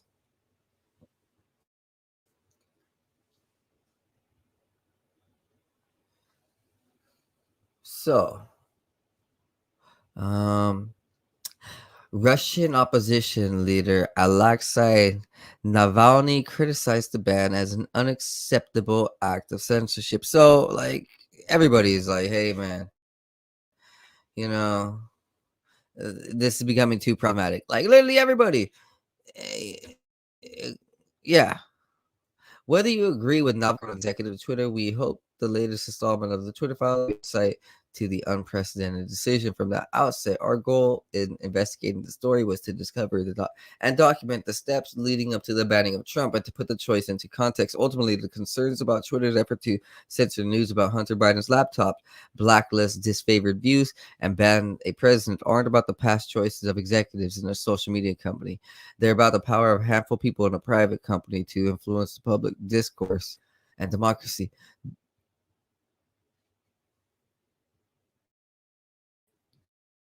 So, yeah, I'm not sure. They might go ahead and release something about Hunter Biden in the future.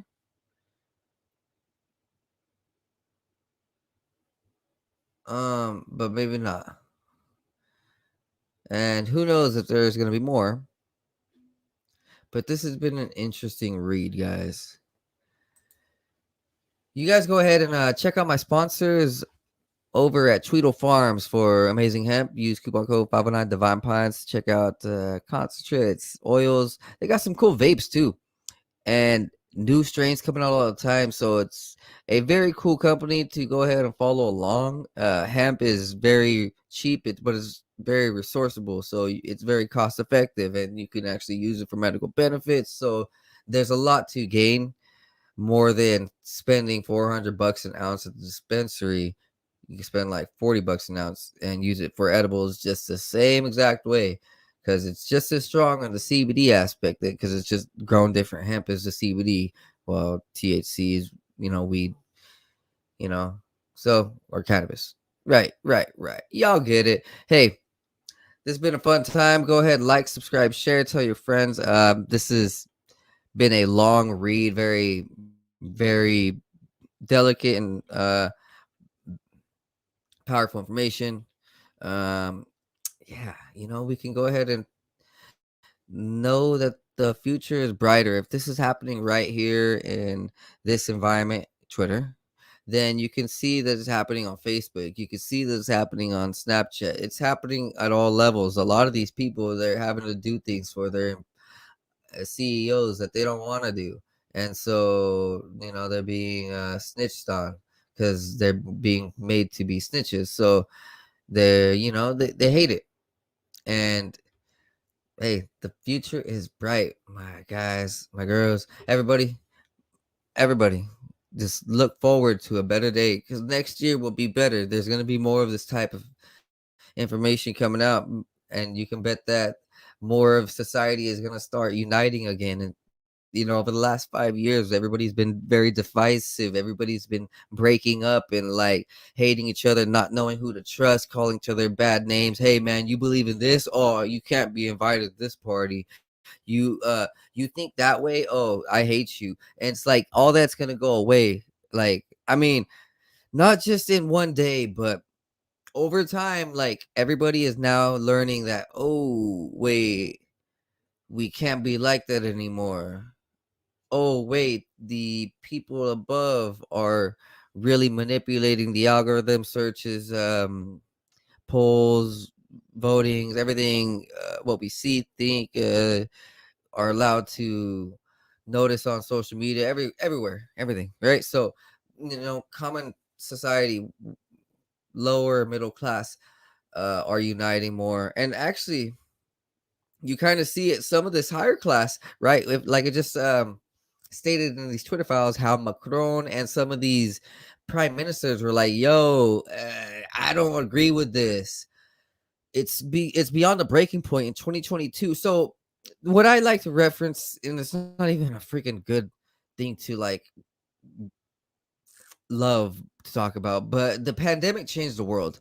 So it made everybody stand on their own 2 feet, me included, all of our governments, all of these companies. So everybody had to think for themselves, act for themselves, learn for themselves. We're starting to fend for ourselves, grow for ourselves.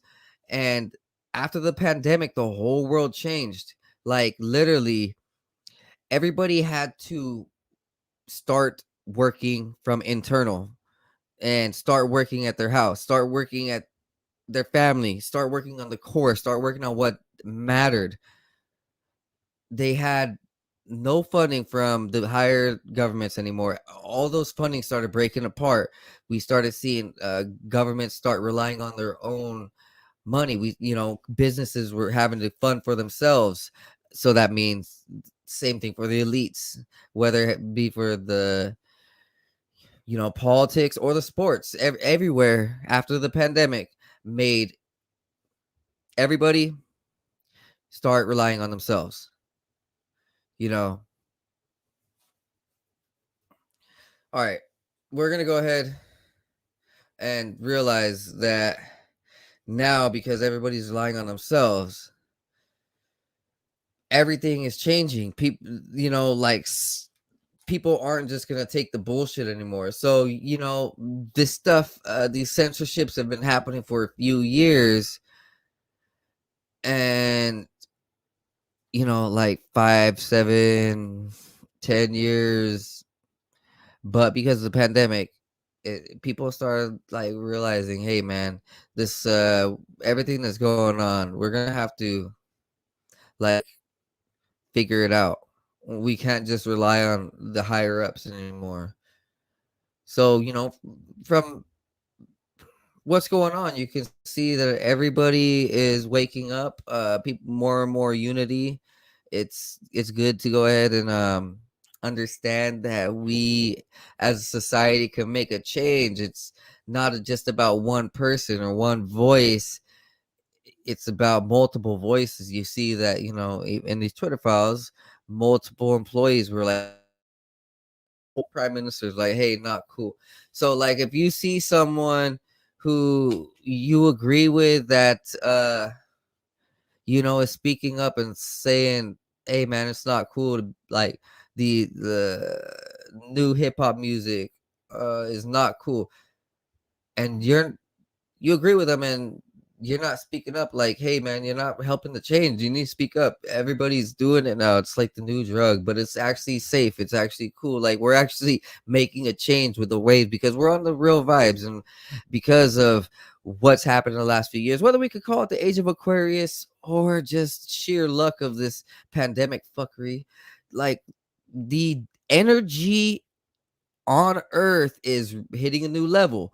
So all that old low vibe bullshit from the past that everybody was on, it's like being phased out. And we could see it in these algorithms, people being called out from Twitter. We could see it with the way nature is working. More and more people want to go towards organic farming and working out and doing nature type shit, right? All that old low vibe stuff,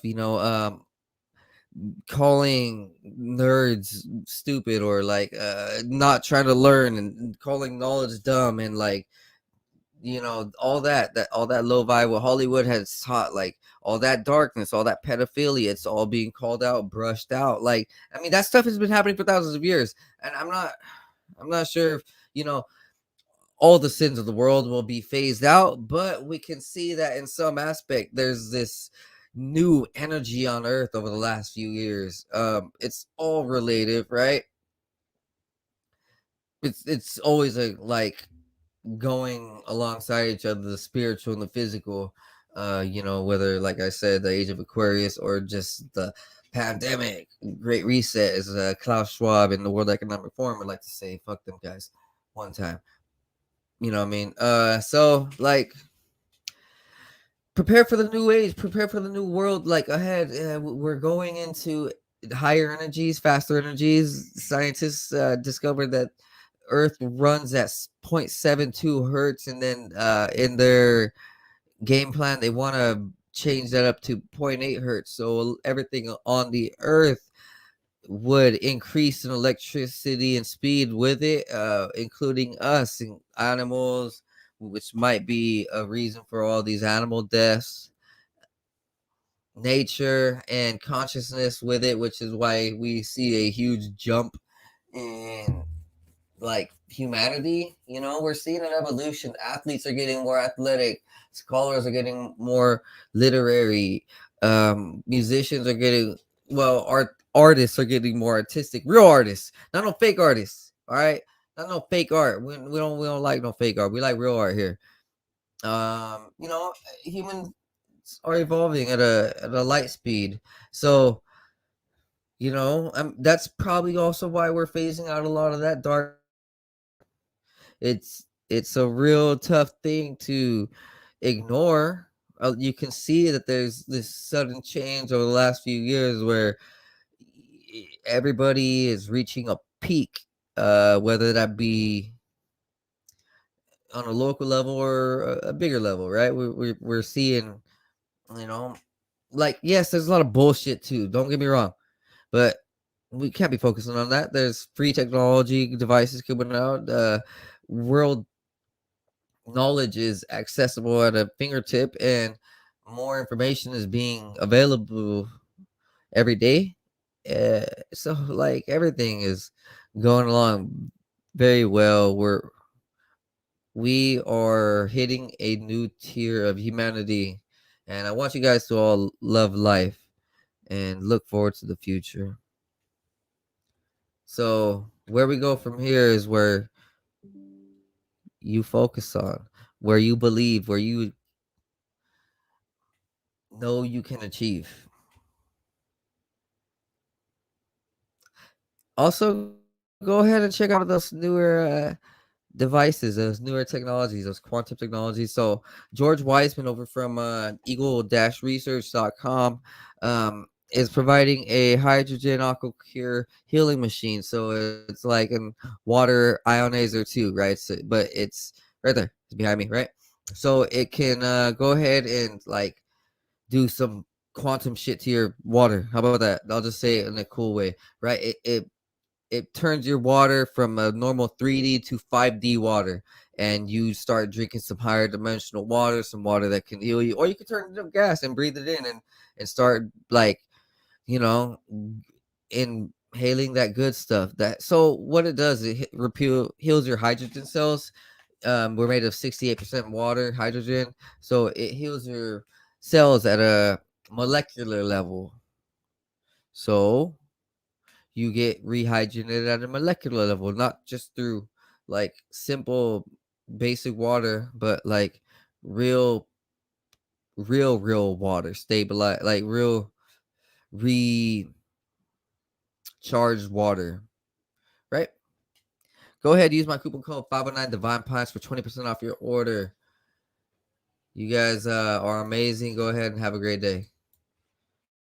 I'm gonna go ahead and hit that outro.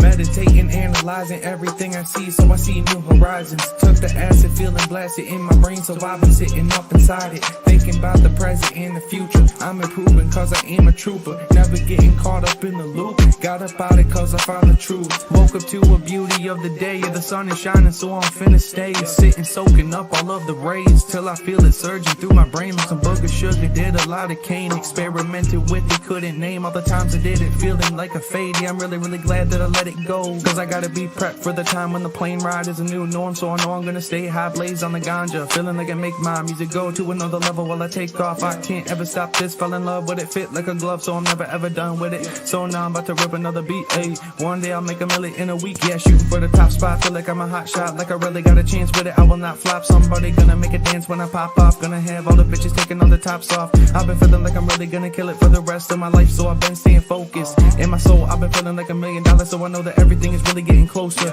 Yeah, no posers, only been hanging with the ones I've chosen. Only all the people that are living in the right way, cause they spending every day growing. Yeah, no whole shit coming in my life and then leaving in a moment. That's the shit I'll never let into my life again. Cause lately I've been feeling like I'm golden. Never showboat, I just showcase on my music that I made this far. Always knew that I could be the one that would get this far. Now I'm right here looking in my mirror, trying to figure out if there's any more fear. Cause I'm getting rid of it all, yeah. Yeah, I'm getting rid of it all.